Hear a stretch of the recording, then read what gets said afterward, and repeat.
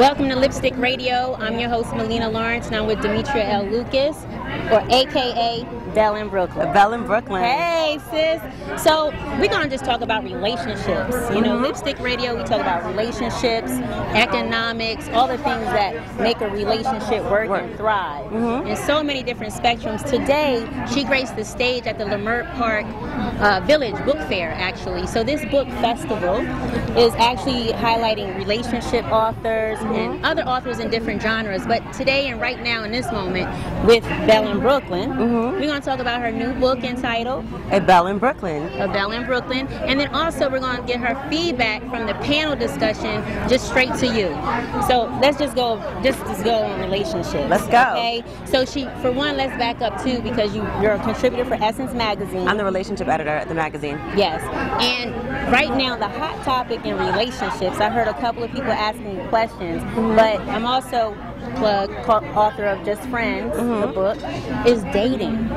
So Belle, let's talk about dating and your definition of dating today. Dating is the process of getting to know someone. It's not necessarily like, oh, could he be my husband? Oh, could he be my boyfriend? It's really just going out and having a good time, and that's all it has to be. Every guy that you meet is not supposed to be your husband. He's not supposed to be your boyfriend, and maybe it's one date, maybe it's three. It doesn't really matter as long as you're having fun. Yes. Now, one thing she mentioned, and that's what we talk about, is dating is you're supposed to have a good time, enjoy, not get married on the first date, not go home and stress, is he or she gonna call me back? Are they gonna call me back? Are they interested? Oh, analyze every little thing that happened. What did it mean when he, Right. Yeah. So let's get into Belle in Brooklyn. Yes.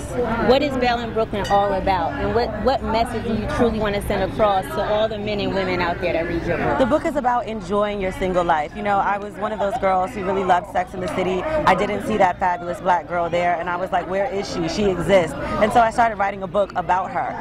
And you know, it's based on my life. It's based on the life of my friends. It's my dating chronicles from 23 to 30. But I think the theme that I want people to take away from it is to enjoy your life. Like, life doesn't begin when you get married. It doesn't end when you like break up with a boyfriend. It really is, this is your life. Live in the moment. What do you want? And how can you make it happen? Lipstick moment.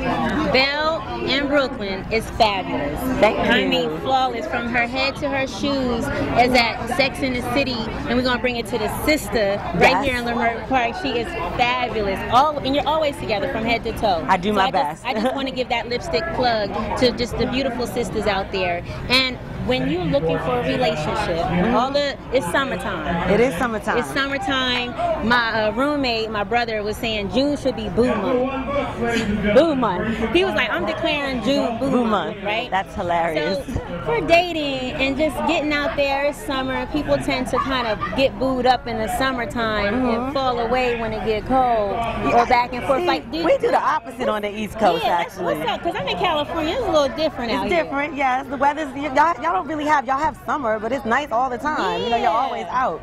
No, I tell people at any time of the year, you go out, you meet people, you date, and you date multiple people. You don't like, you know, siphon yourself off to just one person until there's a commitment. But you go out and you have fun, and if you're building with somebody and you really enjoy his company, he enjoys yours, and you're treating each other well, if y'all decide to be in a relationship, great. There's no season, there's no, you know, month, but it makes it harder when these guys out here looking the way they do in this nice weather. It makes it a little difficult. It does, but options are good, because you said are always good. Multiple people. Yes.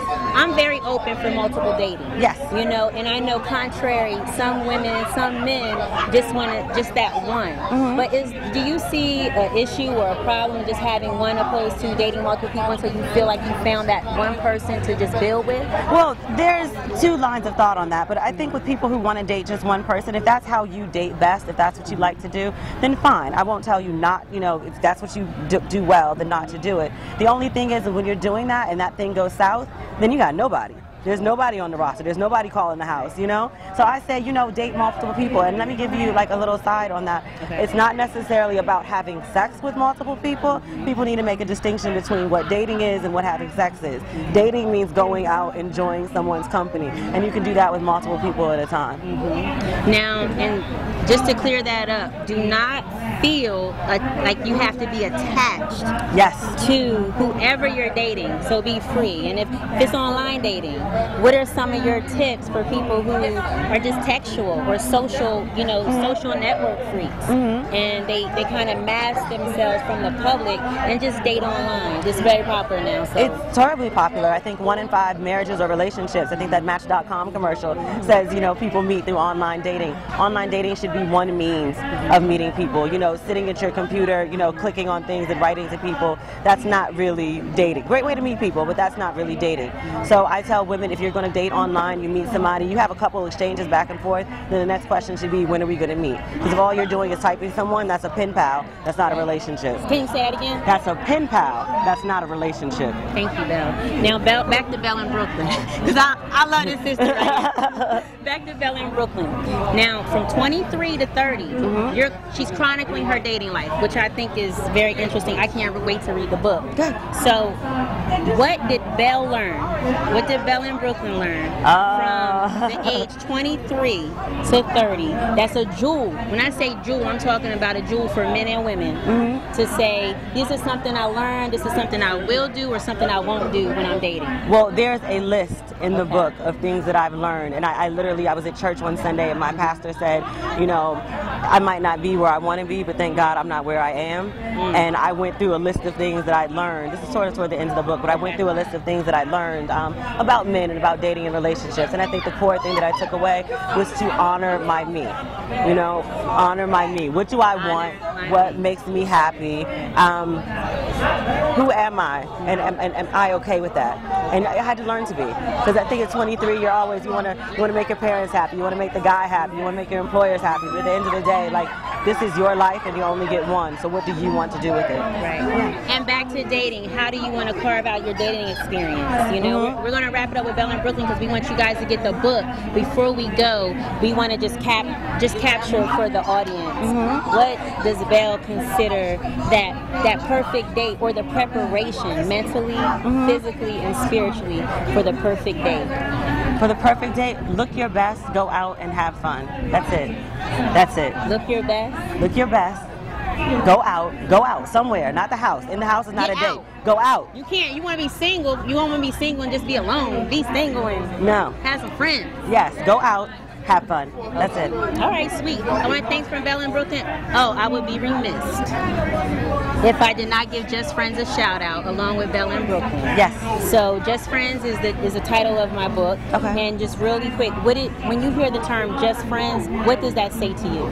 Just friends. That says to me, just friends, but there's something lingering under the surface.